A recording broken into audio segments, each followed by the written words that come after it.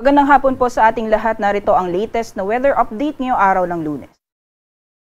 Sa kasalukuyan pa ay patuloy pa rin nating minomonitor itong low pressure area na huling namataan sa layong 415 kilometers west or kanluran ng Bacnotan, La Union. Kung nakikita po natin ay nasa may kanlurang karagatan na po siya ng Luzon at maaaring maging isang ganap na bagyo itong nasabing LPA sa susunod na 24 oras. Kung makikita po natin dito sa ating latest sa satellite animation, yung sentro nitong low pressure area ay halos nasa boundary po ng ating Philippine Area of Responsibility. Ibig sabihin po nito, sa mga susunod na oras ay maaaring lalabas-pasok yung sentro nitong low pressure area sa boundary ng Philippine Area of Responsibility. Although kung makikita po natin dito sa ating latest sa satellite animation, yung mga kaulapan na dala nitong LPA is mostly concentrated dito po sa may western section ng low pressure area or dito po sa may kaliwang bahagi ng LPA.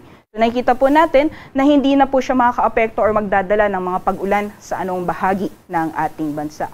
Although nakikita po natin, regardless po kung magiging bagyo man ito or mananatili po siyang low pressure area, ay inaasahan po natin yung habagat ang magdudulot ng mga pag-ulan sa malaking bahagi ng ating bansa. Kung makikita po natin dito sa ating latest sa satellite animation, yung galaw po ng mga ulap ay nakakaapekto sa malaking bahagi ng Luzon at Visayas. So expect po natin ang maulan na panahon sa mga susunod na araw dahil sa epekto ng habagat sa malaking bahagi po ng Luzon at Kabisayaan, particularly sa may exposed portions dito po sa may western section ng Luzon. So dyan po sa Zambales, pati na po sa Bataan, Cavite, Batangas, Occidental Mindoro at Palawan ay asahan po natin ang moderate to heavy na mga pag-ulan. Meanwhile, for the rest of Central Luzon, dito po sa Metro Manila, Calabarzon, Mimaropa, Bicol Region, as well as sa Visayas, makulimlim na panahon po yung inaasahan natin at may kasama po yan na kalat-kalat na mga pag-ulan.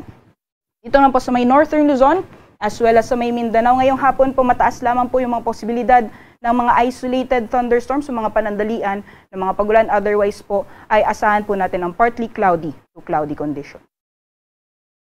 Bukas naman po inaasahan natin magpapatuloy ang epekto ng habagat sa Luzon at dahil po dyan magpapatuloy pa rin ang makulimlim na panahon sa malaking bahagi po ng Central Luzon as well as sa Metro Manila, dito po sa Bicol Region, Calabarzon at Mimaropa. So magiging makulimlim pa rin po yung panahon bukas at may kasama po yan na kalat-kalat mga pagulan, pagkidlat at pagkulog. Samantalang dito po sa Northern Luzon, partly cloudy to cloudy conditions po tayo at kung may mga pag-ulan man ay mga panandalian po ito ng mga thunderstorms mas madalas po sa hapon o sa gabi. Temperature forecast po bukas dito po sa Metro Manila na maaaring umabot ng 30 degrees Celsius, 24 degrees Celsius maximum temperatures naman para sa Baguio at parang po sa Tagaytay ay nasa 28 degrees Celsius. Magiging lagay naman ng panahon bukas for the rest of the country dahil po sa patuloy na magiging epekto ng habagat for Palawan and Visayas, magpapatuloy pa rin ang cloudy conditions at may kasamang kalat-kalat na mga pag-ulan, pagkidlat at pagkulog. Samantalang dito po sa Mindanao ay partly cloudy to cloudy naman po yung conditions at kung may mga pag-ulan man ay mga panandalian lamang po ito ng mga thunderstorms. Temperature forecast po natin bukas for Kalayaan Islands, Puerto Princesa. Dito po sa Puerto Princesa, maximum temperatures aabot ng 29 degrees Celsius at 30 degrees Celsius naman para sa Kalayaan Islands. Dito naman po sa Metro Cebu bukas, maximum temperatures maaabot ng 30 degrees Celsius and for Metro Davao naman nasa 32 degrees Celsius. Samantalang ayon po sa ating latest na weather advisory as of 5 p.m. dahil po sa patuloy na epekto ng habagat ay asahan po natin ngayong hapon hanggang bukas ng hapon ang tuloy-tuloy na mga pag-ulan na maaari magdulot ng mga pagbaha sa ilang lugar ng Luzon. Yung mga areas po ng shaded ng yellow, ibig sabihin po niyan ay mararanasan po yung tuloy-tuloy na mga pag-ulan at mataas po yung tsansa ng mga pagbaha, especially sa mga low-lying areas. So for areas po ng Zambales, Bataan, Cavite, Batangas, Occidental Mindoro at Palawan, doble ingat po sa mga kababayan natin sa mga posibilidad ng mga pagbaha o pagguho ng lupa. At bukas naman po, inaasahan natin mas lalakas pa yung mga pag-ulan at inaasahan po natin mas mataas yung tsansa ng mga pagbaha, especially pagdating po dito sa Zambales at sa Occidental Mindoro. At yung mga pag-ulan po na yan ay maaaring tumagal hanggang sa Thursday ng hapon. Kaya po sa mga areas po na nakikita natin na shaded ng orange at yellow ay maghanda po tayo sa potensyal na mga posibilidad o mga posibilidad ng mga pagbaha o pagguho ng lupa. Samantalang sa kalagayan naman po ng ating karagatan, wala po tayong gale warning sa ngayon, pero nakikita po natin dahil sa patuloy na epekto ng habagat, moderate to rough seas or katamtaman hanggang sa maalon na karagatan ang mararanasan sa may western sections ng Southern Luzon at Visayas. So doble ingat po sa mga planong lumayag dito po sa mga nasabing dagat baybayin dahil hindi lamang po yung maalon na karagatan mararanasan, possible din po ang makulimlim or mga pag-ulan dala ng epekto ng southwest monsoon.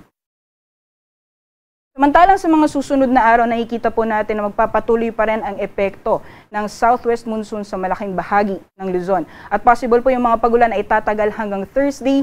Meanwhile, dito po sa Metro Manila and sa Legazpi City, by Friday po ay improving na ang weather conditions. Temperature forecast po natin for Metro Manila mula Wednesday hanggang Friday nasa 24 hanggang 30 degrees Celsius, 15 to 23 naman for Baguio City at 24 to 30 degrees Celsius naman para sa Legazpi City. Samantalang dito naman po sa Visayas or particularly for Iloilo, so sa Western Visayas area po, ay posible pa rin magdulot ng mga pag-ulan ang southwest monsoon hanggang Thursday. Meanwhile, for Central and Eastern Visayas ay improving na po ang weather conditions pagdating naman po ng Huwebes hanggang sa darating po yan na weekend.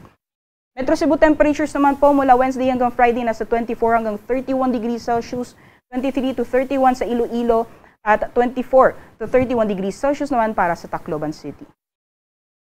Samantalang dito naman po sa Mindanao, yung mga piling syudad ng Metro Davao, Cagayan de Oro, pati na po sa Zamboanga City, inaasahan po natin ang generally fair weather conditions. So may generally fair weather po inaasahan natin. So may mga tsansa pa rin ng mga localized thunderstorms, especially pagdating po sa hapon sa gabi. So monitoring lamang po ng mga thunderstorm advisory na nilalabas po ng ating Pag-asa Regional Services Division. For Metro Davao po, temperatures mula Wednesday hanggang Friday ay maglalaro mula 25 hanggang 33 degrees Celsius, 24 to 32 sa Cagayan de Oro, at 23 to 34 degrees Celsius naman para sa Zamboanga. Sunset po natin ngayong araw ay 6:25 p.m., sunrise naman bukas ay 5:26 a.m.